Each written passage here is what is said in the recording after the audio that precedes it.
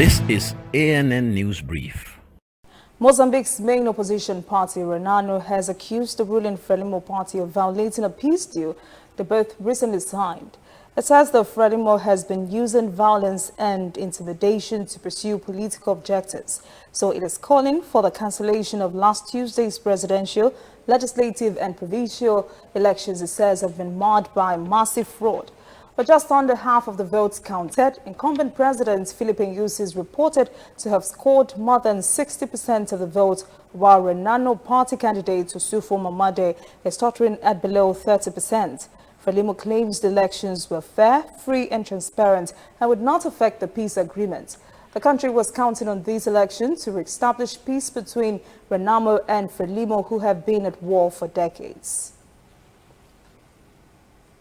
Meanwhile, Togo's main opposition party, the National Alliance for Change, has chosen its leader, Jean-Pierre Fabre, as its candidate in next year's presidential election.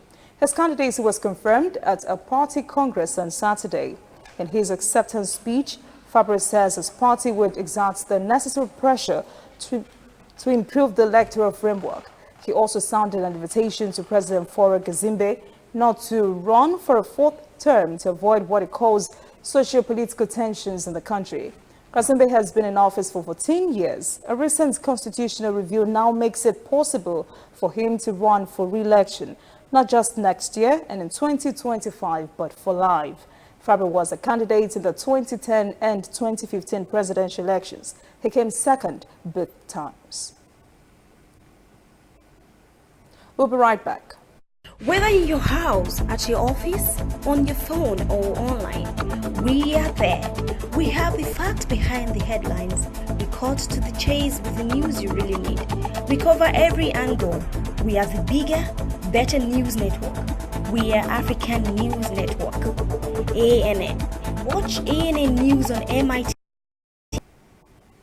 A commission has been named on Sunday by Sudanese Prime Minister Abdallah Hamdok to probe the killings that occurred during a raid on a sit-in protest in Khartoum in June.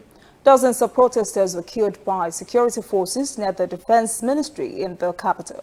Protest and civilian groups have repeatedly called for justice. State news agency SUNA reports the commission will have broad powers to summon witnesses, including officials. It will also be given access to official documents, security reports and medical records. The Sudanese Professionals Association, which spearheaded the demonstrations leading to the overthrow of ex-President Al-Bashir in April, has welcomed the appointment of the commission, which will be headed by human rights lawyer Nabil Adeb. It will also include senior security officers as well as other lawyers. The announcement of the commission's appointment came late on Sunday, a day before a planned mass rally by the Sudanese Professional Association.